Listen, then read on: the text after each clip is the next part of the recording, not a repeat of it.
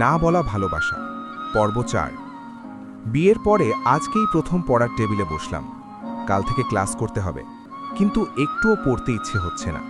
বিভিন্ন চিন্তায় পড়ার মন মানসিকতাও নষ্ট হয়ে গেছে। হঠাৎ রাইসা দেয়া বইগুলো চোখে পড়ল। একটা নিয়েই দেখি আমার বান্ধবী কি বই দিল। সবার ওপর থেকে একটা বই নিলাম। বইটা খুলেই মাঝের একটা পেজে নজরবন্দি হলো। একটা হাদিস লেখা। রসুল সাল্লাল্লাহু আলাইহি ওয়াসাল্লাম ইরশাদ করেছেন, যে ব্যক্তি রাত্রে ঘুম থেকে জেগে তাহাজ্জুদের নামাজ পড়ে এবং সে তার স্ত্রীকেও ঘুম থেকে জাগিয়ে নামাজ পড়ায়, এমনকি সে যদি জেগে না ওঠে তবে তার মুখে খানিকটা পানি ছিটিয়ে দেয়, তাহলে তার প্রতি আল্লাহ রহমত বর্ষণ করে থাকেন। অনুরূপ কোনো মহিলা যদি রাত্রিকালে জাগ্রত হয়ে তাহাজ্জুদের নামাজ পড়ে এবং সে তার স্বামীকে নামাজের জন্য জাগায়, এমনকি স্বামী না জাগলে স্ত্রী তার মুখে পানি ছিটিয়ে তার ঘুম ভাঙিয়ে দেয়, তাহলে তার প্রতিও আল্লাহ রহমত বর্ষিত হতে থাকে। আবু দাউদ, নাসাই, মিশকাত, ১০৯ পৃষ্ঠা। আবার লেখা, রাসূল সাল্লাল্লাহু আলাইহি ওয়াসাল্লাম বলেন, আমাদের প্রভু পরওয়ারদিগার তাবারাকা ওয়া তাআলা প্রত্যেক রাত্রে দুনিয়ার আসমানে, যা আমাদের দৃষ্টিগোচর হয়, নেমে আসেন। যখন রাত্রের ১/৩ বাকি থাকে, অতঃপর তিনি বলেন, তোমাদের কে আমাকে ডাকবে, আমি তার ডাকে সাড়া দেব। কে আমার কাছে কিছু চাইবে, আমি তাকে তা দেব।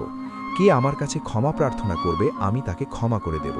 মুসলিম, মিশকাত, ১০৯ পৃষ্ঠা। আরেকটা কোরআনের আয়াত। আল্লাহ পাক ইরশাদ করেন, রাতের কিছু অংশে তাহাজ্জুদের নামাজ পড়তে থাকো। এ নামাজ তোমার জন্য আল্লাহর অতিরিক্ত ফজল ও করম। শিগগিরই আল্লাহ তোমাকে উভয় জগতে বাঞ্ছিত মর্যাদায় ভূষিত করবেন। বনী ইসরাইল ৭৯। আহ, কি মজা!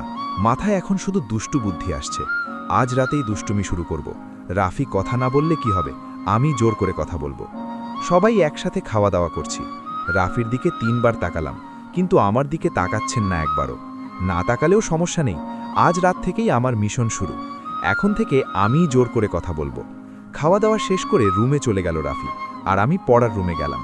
হঠাৎ করে রাফি ডাকল, দ্রুত গেলাম। সাইমা, কি হয়েছে? কি হয়েছে?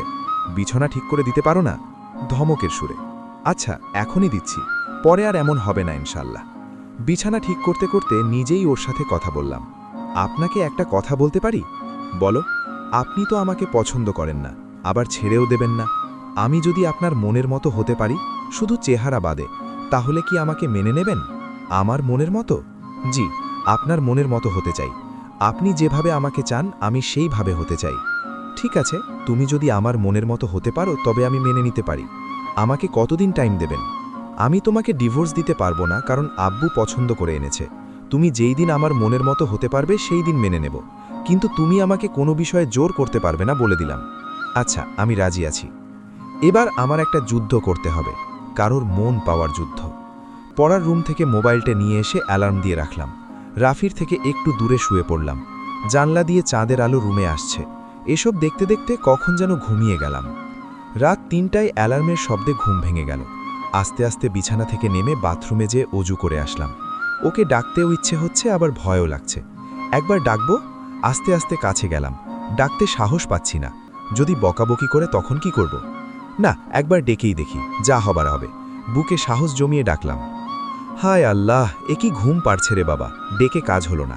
এবার একটু মুখে পানি ছিটিয়ে দিব। যদি রেগে যায় তখন কি করব? না, একটু দিয়েই দেখি। অল্প একটু পানি নিয়ে মুখে ছিটিয়ে দিলাম, আর হুড়মুড় করে উঠে পড়ল। রাফি, কি হলো? এত রাতে মুখে পানি দিয়ে ডাকলে কেন? সরি, তাহাজ্জুদের সময় হয়েছে, নামাজ পড়ার জন্য ডাকলাম। আমি পড়ব, তাই ভাবলাম আপনিও পড়েন। ও আচ্ছা, মুখে ডাকলেই পারতে, এভাবে পানি দিলে ভয় পেয়েছি তো। হাদিসে পড়েছি, তাহাজ্জুদের সময় স্ত্রী যদি তার স্বামীকে যদি ঘুম থেকে না জাগাতে পারে, তবে মুখে পানি ছিটিয়ে জাগিয়ে দেয়, তাহলে তার প্রতি আল্লাহ রহমত বর্ষিত হয়। আমি রাফিকে ডেকেছিলাম, কিন্তু আপনি ওঠেননি, তাই হাদিস অনুযায়ী জাগিয়েছি। ও আচ্ছা, ঠিক আছে। তুমি কি রেগুলার পড়ো? আগে পড়তাম না, তবে এখন থেকে পড়ব। আর আপনি চাইলে আপনাকে রোজ এইভাবে ডেকে দিব, মুচকি হেসে। দিও। দুজনে মিলে তাহাজ্জুদের নামাজ পড়লাম। খুব ভালো লাগছে। সকালে প্রাইভেট কারে করে কলেজে দিয়ে গেল। ভাবতেও পারছি না আমি প্রাইভেট কারে করে কলেজে আসব। কলেজে এসেই রাইসাকে একটা কল করলাম। অনেক দিন পর দেখা হলো। দুজনে মিলে অনেক গল্প করলাম, কিন্তু নিজের পেরেশানি আর নিতে পারছিলাম না, তাই রাইসার সাথে আমার আর রাফির বিষয়টা শেয়ার করলাম। রাইসা সারা জীবন আমাকে ভালো পরামর্শ দেয়। তুই রাফির মন জয় করার চেষ্টা কর, আর ওর বিষয়ে আপুকে কিছুই বলার দরকার নেই। আপু অযথা চিন্তা করবে। আমার সাথে সব শেয়ার করিস। আচ্ছা, কিন্তু এখন আপাতত কিছু বল। আজকে কিছুই বলবো না, শুধু এইটুকুই বলবো, রাফি যদি তোকে রাগ করে বা বকে, তুই কিচ্ছু বলবি না, চুপ থাকবি। আর তোকে যেই বই দিয়েছি সেই বইতে এইগুলো নিয়ে অনেক কিছু আছে। আর আমি তোকে কাল আরও অনেক সুন্দর সুন্দর টিপস দেব ইনশাল্লাহ। আমাকে নিয়ে কার চলে এসেছে, এখন যাই। আল্লাহ হাফেজ। আল্লাহ হাফেজ।